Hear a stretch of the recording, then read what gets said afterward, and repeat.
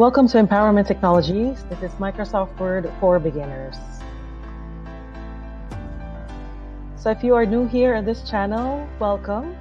Please click the subscribe button for more videos, and thank you for joining me today.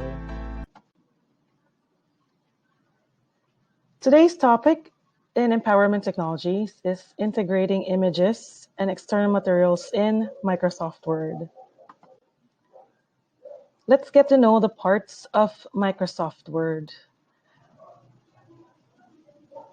Number one, as you can see, is what we call the title bar.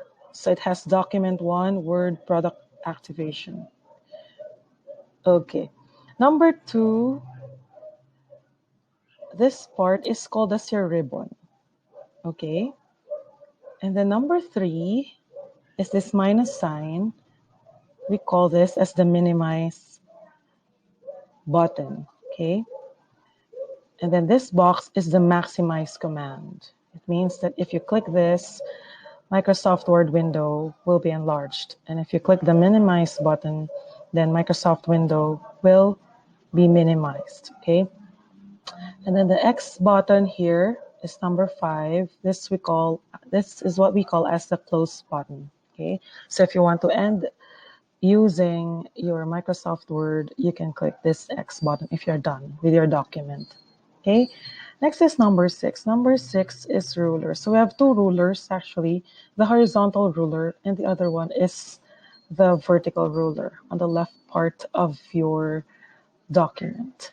Okay, and then number 7 with the arrow is the white part of your Microsoft Word. This is the document area. Okay, number 8 is at the bottom of your Microsoft Word, which is called as the status bar. So you can see here the page number, how many words have you typed, okay? And then if you want to enlarge or reduce the size of your Microsoft Word, you can enlarge up to 100 and reduce up to 0, but you can't see anything if you use 0. So you can just adjust the status bar to 50%, 75, okay? And then last part is the scroll bar, okay? So you have vertical scroll bar and horizontal scroll. Okay, so these are the parts of Microsoft Word. Okay, so going back to our topic, so how do we integrate images and external materials in Microsoft Word? Okay, so let's start discussing this topic with a short activity. Okay, can you spot the difference between these two photos? Okay. Pwede nyo bang i-identify kung anong type ng picture file meron dito sa column A at sa column B? Okay. So dito sa column A, sa nakikita ninyo, is meron siyang background, di ba? Tama. May background color siya na blue. Okay. So is this turquoise blue? Okay. And then sa letter B naman ay mayroon tayong box na border dito sa image natin. Okay? Pero wala siyang background na color blue. Okay? So yun yung difference ng dalawa. Diba? Pero pareho silang images. Tama? Okay, good job. Okay. So let's proceed to the kind of materials dito na pwede natin gamitin dito sa pag-integrate ng images at external materials in Microsoft Word. Okay, start na tayo.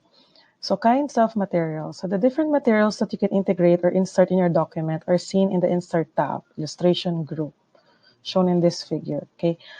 Later, magha-hands-on tayo at sa susunod na mga videos tungkol dito para makapag Microsoft Word tayo, no? Maikot natin yung buong Microsoft Word. Okay. In the meantime, so ano muna yung materials na gagamitin natin para sa ating mga external images. So pwede tayong gumamit ng pictures dito sa ribbon ng Insert tab, online pictures, at yung shapes natin. At ito pang tatlong icons na ito. Okay, napapakita ko sa inyo sa mga susunod nating videos kung anong gamit nitong mga ito. Okay? So, yan yung mga materials na gagamitin natin para sa discussion natin ngayon. Okay. Next. Okay. So, how do we integrate the shapes? or images. So, doon muna tayo sa shapes. Okay? So, insert shapes. So, sa Microsoft Word, may insert tab at saka shapes command. So, maraming shapes kang pwedeng pagpilian na pwede mong ilagay sa iyong document. Okay? Mamaya itatry natin ito. Pupunta tayo sa insert tab, header, click on shapes and rectangle shape. Okay? So, ibig sabihin, dito sa Microsoft Word, pwede kang gumawa ng maraming shapes at pumili ng iba't ibang klaseng shapes dito sa shapes command. Okay, katulad ng lines, rectangles, basic shapes, block arrows, equation shapes, flowchart, stars, banners, and callouts. Okay? So ayan, pwede kang gumamit ng shapes command. Okay, next. So natin ay yung mga pictures or online pictures. Okay? So dito sa Microsoft Word, meron tayong mga naka-insert na agad na mga pictures. So pwede rin ka namang mag-insert ng mga online pictures na madadownload mo. Okay? So later ay mag-insert tayo ng picture sa ating document. Okay. Next. So ano bang klase yung mga picture format na pwede nating gamitin na i-insert nating sa ating Microsoft Word document. Okay? So alamin natin yung tatlong klase ng picture format. So the first picture format is JPEG. Okay, so actually may tatlo. We have JPEG, .png, and then .gif. Okay, so ito yung mga extensions para doon sa ating mga images. So for example, .jpeg. So itong image natin na to, na logo ng school, anong napapansin niyo dito sa image ng school? Bukod sa color blue, meron siyang soft na background na white sa likod, hindi ba? Okay. So that makes this photo a joint photographic experts group or JPEG format, yung format nitong picture nito. Okay. So itong JPEG ay gumagamit siya ng mga loosey compression method. Okay. Commonly used siya for digital images. At yung mga JPEG, nakakasupport siya sa 16.7 million colors. Napakadami, di ba? That's why it's very much suitable for us when working with full color photographic images. Pero yun nga lang, hindi siya transparent. Ibig sabihin, meron siyang background dito sa likod. Okay? So yun yung Joint Photographic Experts Group, or ito yung tinatawag nating image na naka-JPEG format. Okay? So pangalawa, ang pangalawa nating format ng photo is yung PNG. Okay? So PNG stands for Portable Network Graphics. Okay? Pag sinabi natin Portable Network Graphics, gumagamit siya ng non-loosey compression method, pang digital image din. Pero same with JPEG format, pagdating sa quality image, maganda din ito. Okay, maganda rin ang PNG or Portable Network Graphics na image. Okay, mas mabilis dito yung pag-transport at saka pag-download ng mga files.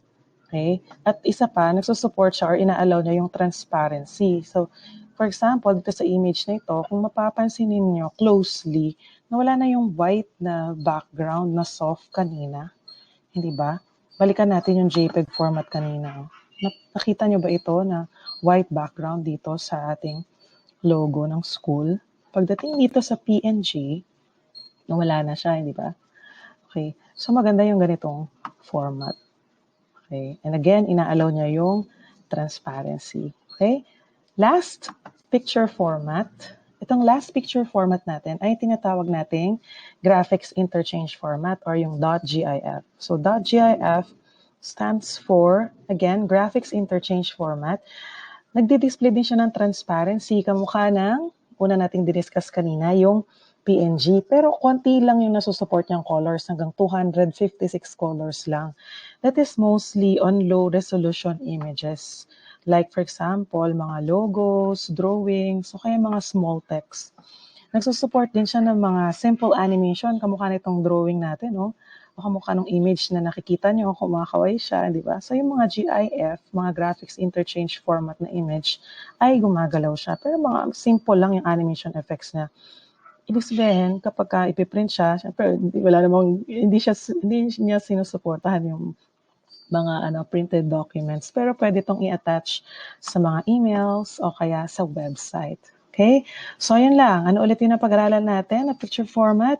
We have JPEG, PNG, and GIF. Okay? So, sa mga susunod nating videos ay magha-hands-on tayo kung paano mag-insert ng mga images sa ating Microsoft Word document. Okay? So, thanks for watching. Please share this video to your friends. And if you have inquiries or kung meron kayong video request, mag-PM lamang kayo sa Ria Reyes Navelgas na Messenger or mag-send ng email sa ria.navelgas001@deped.gov.ph. Okay? So check out my latest videos sa www.youtube.com/c/teacherair. Once again, this is Teacher Air of Education channel. Please don't forget to subscribe. Bye!